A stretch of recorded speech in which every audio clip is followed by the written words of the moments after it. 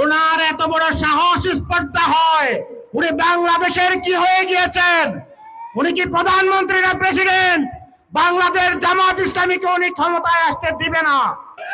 আপনাকে ক্ষমা চাইতে হবে জামাত ইসলামের কাছে। ডাক্তার শফিকুর রহমান প্রধানমন্ত্রী হিসেবে শপথ নেওয়ার পরে দেখবো কোথায় পালায় ওই চাঁদাবাজেরা। আমি আজকে অত্যন্ত দুঃখ ভারাক্রান্ত হৃদয় নিয়ে আপনাদের সামনে উপস্থিত হয়েছি। এই নির্বাচনকে কেন্দ্র করে আমরা জুলাই আন্দোলনে রক্ত দিয়ে হাত পা হারিয়ে চোখ হারিয়ে আমাদের ভাইরা যে প্যাসিবাদকে নির্মূল করতে চেয়েছিল, নির্মূল করতে পেরেছে।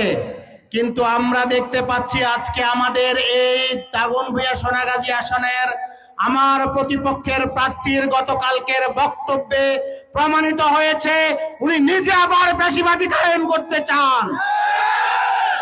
ওনার এত বড় সাহস স্পর্ধা হয়, উনি বাংলাদেশের কি হয়ে গিয়েছেন? উনি কি প্রধানমন্ত্রী না প্রেসিডেন্ট? বাংলাদেশ জামাত ইসলামীকে উনি ক্ষমতায় আসতে দিবে না। উনি কি এত বড় ক্ষমতাবান হয়ে গিয়েছেন? উনি কি প্রধানমন্ত্রী শেখ হাসিনা থেকে ক্ষমতাবান হয়েছেন? উনি কত ক্ষমতাবান হয়েছেন আমরা এবার দেখবো ইনশাআল্লাহ। শেখ হাসিনা জামাত ইসলামী ছাত্র শিবিরকে নিষিদ্ধ ঘোষণা করেছিল। তার 5 দিনের মাথায় গরম ভাত খেয়ে পালাতে পারে নাই, ভাত রেখে পালাতে হয়েছে। আপনাকে কি রেখে পালাতে হবে এটা আমরা বলতে চাই না। আমরা জানি আপনার অবস্থান কি, আপনি ভালো করে জানেন।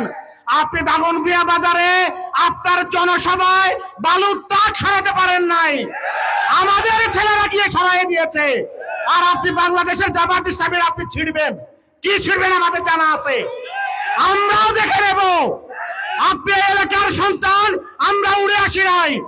আমরাও এই এলাকার মাটি মানুষের মায়েদের দুধ খেয়ে আমরা বড় হয়েছি। আমি জানিয়ে দিতে চাই আপনার ব্যাপারে, আমরা তো বলি না। এই অ্যাপেস্টিন কেলেঙ্কারি সম্পর্কে আপনারা শুনেছেন। সারা বিশ্বে যারা এখনো নাবালকদেরকে যৌন হয়রানি করার জন্য আপনি ফাইন্যান্স করেন, এটা তো আমরা বলি নাই, এটা তো বিশ্ব মিডিয়া বলছে। আর এখানেও আপনার নেতাকর্মীরা কি করে, আপনার পরিবারের লোকজন অন্য কার পরিবারের লোক নিয়ে যায়, আমরা এগুলো বলতে চাই না। আমরা শুধুমাত্র জানিয়ে দিতে চাই আপনার আশেপাশে যারা আছে, যারা চাঁদাবাজি করছে, যারা দখলদারিত্ব করছে। আজকে এখনকার একটু আগের খবর পেলাম একজন কন্ট্রাক্টরকে অস্ত্রের ভয় দেখিয়ে রাস্তার কাজ বন্ধ করে দিয়েছেন। আমি আপনাকে বলে দিতে চাই, আপনি গতকালকে যে বক্তব্য দিয়েছেন এই বক্তব্য প্রত্যাহার করবেন।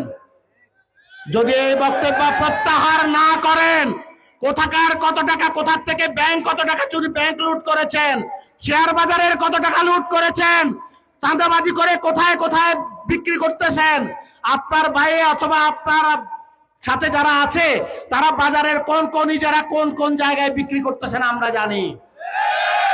সবকিছু প্রজেক্টরের মাধ্যমে প্রয়োজনে প্রচার করা হবে। আপনাকে ক্ষমা চাইতে হবে জামাত ইসলামের কাছে। আপনি কে জামাত ইসলামীকে ক্ষমতায় বসানোর? তাহলে কি 17 বছর ধরে আওয়ামী লীগকে ক্ষমতায় আপনি রেখেছেন? এই পেশিবাদী শাসন ব্যবস্থাকে আপনি কায়েম করে রেখেছিলেন। আপনার ছেলেকে গওহর রিজভির মেয়ে বিয়ে করিয়েছেন, সেই গওহর রিজভি আর আপনি মিলে খালেদা জিয়াকে জেলে ভরেছেন। আমরা সব জানি। সকল কিছুকে ফাঁস করে দেওয়ার জন্য আমাদেরকে বাধ্য করবেন না। নির্বাচন করতে এসেছেন, মানুষের জন্য কি কি উপকার করবেন সেটা বলে মাপ চেয়ে মানুষের কাছে মাপ চান। 12 তারিখ পর্যন্ত জনাব আব্দুল আল মিন্টু, যাতে উনি বলছে বেঁচে থাকতে জামাতকে ক্ষমতায় দেখতে চায় না।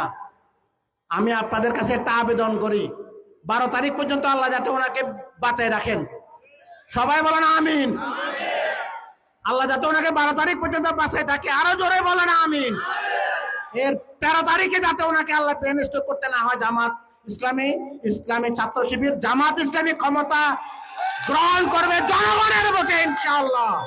ডাক্তার শফিকুর রহমান প্রধানমন্ত্রী হিসেবে শপথ নেওয়ার পরে দেখবো কোথায় পালায় ওই চাঁদাবাজেরা।